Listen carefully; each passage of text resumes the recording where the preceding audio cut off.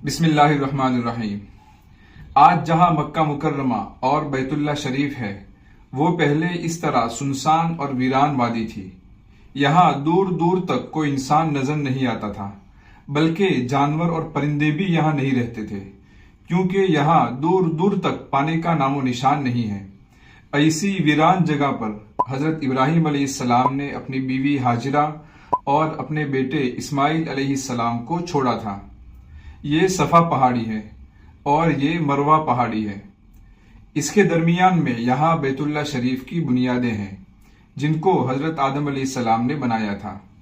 اس جگہ پر حضرت ابراہیم علیہ السلام نے اپنی بیوی اور اپنے بیٹے کو ٹھہرایا تھا، کچھ کھجورے اور پانی کا مشکیزہ دیا تھا، اور اس ویران وادی میں ان کو چھوڑ کر واپس ہونے لگے۔ اس وقت ایک باپ اور ایک شوہر کے دل پر کیا گزری ہوگی، اس کا اندازہ لگانا بھی مشکل ہے۔ جب حضرت ابراہیم علیہ السلام چلنے لگے تو ان کے پیچھے پیچھے حضرت ہاجرہ چلنے لگی اور پوچھا کہ کیا آپ ہمیں اس ویران جنگل میں چھوڑ کر جا رہے ہیں؟ یہاں نہ انسان ہے اور نہ کوئی سانس لینے والا، نہ یہاں پانی کا نام و نشان ہے۔ حضرت ابراہیم علیہ السلام کی طرف سے کوئی جواب نہیں ملا۔ بار بار یہی سوال کیا، لیکن کوئی جواب نہیں ملا۔ پھر پوچھا کہ کیا یہ اللہ کا حکم ہے؟ حضرت ابراہیم علیہ السلام نے فرمایا کہ جی ہاں۔ تو حضرت ہاجرہ علیہ السلام نے کہا کہ تب تو وہ ہمیں ضائع نہیں کرے گا۔ جب حضرت ابراہیم علیہ السلام ان کی نظروں سے اوجھل ہو گئے تو انہوں نے دعا کی کہ اے میرے رب، میں نے اس ویران وادی میں اپنے گھر والوں کو ٹھہرایا ہے، اے اللہ اس وادی کو انسانوں سے آباد فرما اور ان کو اچھا رزق بھی مہیا فرما۔ وہاں تنہائی میں حضرت ہاجرہ علیہ السلام نے کیسے دن گزارے ہوں گے، ان کی راتیں کیسے گزری ہوں گی، ہم ان کا اندازہ نہیں لگا سکتے۔ وہ کھجوریں چند دنوں میں ختم ہو گئی، پانی بھی ختم ہو گیا، وہاں کھانے پینے کے لیے کچھ بھی نہیں تھا۔ بھوک اور پیاس کا تقاضا بڑھتا ہی جا رہا تھا۔ اب بچہ بھی بھوک سے بے حال ہے۔ جب حضرت اسماعیل علیہ السلام بھوک سے بہت زیادہ بے حال ہونے لگے تو حضرت ہاجرہ سے دیکھا نہیں گیا اور آپ دور جا کر بیٹھ گئی تاکہ حضرت اسماعیل علیہ السلام کی حالت ان کے سامنے نہ آئے۔ پھر بےتابی کی حالت میں صفا پہاڑی پر گئی تاکہ کوئی قافلہ یا کوئی آدمی نظر آئے تو اس سے مدد حاصل کرے، لیکن کوئی نظر نہیں آیا۔ پھر وہاں سے اتر کر مروہ پہاڑی پر گئی۔ اسی طرح صفا سے مروہ اور مروہ سے صفا 7 چکر کاٹے، اور یہ دوڑ بھاگ شدید بھوک کی حالت میں ہو رہی تھی۔ پتہ نہیں کب سے پانی نہیں پیا ہوگا، کب سے کوئی چیز کھانے کو نہیں ملی ہوگی۔ آج جو حج میں صفا مروہ کی سعی کی جاتی ہے وہ حضرت ہاجرہ علیہ السلام کی یادگار ہے۔ 7ویں چکر میں مروہ پہاڑی پر کھڑی تھی کہ ایک آواز سنائی دی۔ دیکھا تو حضرت اسماعیل علیہ السلام کے پاس ایک فرشتہ تھا۔ اس نے اپنا پیر زمین پر مارا اور وہاں سے پانی ابلنے لگا۔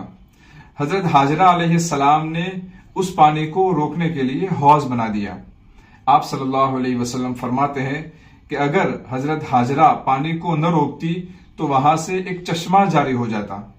پھر فرشتے نے کہا کہ ہلاکت کا خوف نہ کرنا، یہاں اللہ کا گھر ہے اور یہ لڑکا اور اس کا باپ دونوں اس گھر کو بنانے والے ہیں۔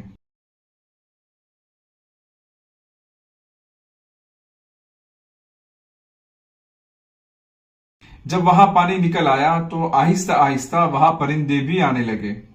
پھر وہاں قریب سے قبیلے جرہم کا ایک قافلہ گزرا۔ انہوں نے پرندوں کو دیکھ کر اندازہ لگایا کہ یہاں پانی ہو سکتا ہے۔ پھر وہ تلاش کرتے کرتے زمزم کے پاس پہنچ گئے اور حضرت ہاجرہ سے کہا کہ اگر آپ کی اجازت ہو تو ہم یہاں ٹھہر جائیں۔ حضرت ہاجرہ نے فرمایا کہ اجازت ہے، پانی کا استعمال کر سکتے ہو، لیکن تم کو ملکیت کا حق نہیں ہوگا۔ چنانچہ قبیلے جرہم نے وہاں قیام کیا۔ اسماعیل علیہ السلام ان کے درمیان بڑے ہوئے، ان سے ہی عربی سیکھی۔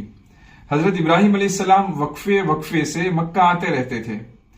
آزمائش کی سخت گھڑیاں گزر چکی تھی، مشکل حالات گزر چکے تھے، زندگی معمول پر آ گئی تھی، لیکن اس وقت ایک اور سخت آزمائش آ گئی۔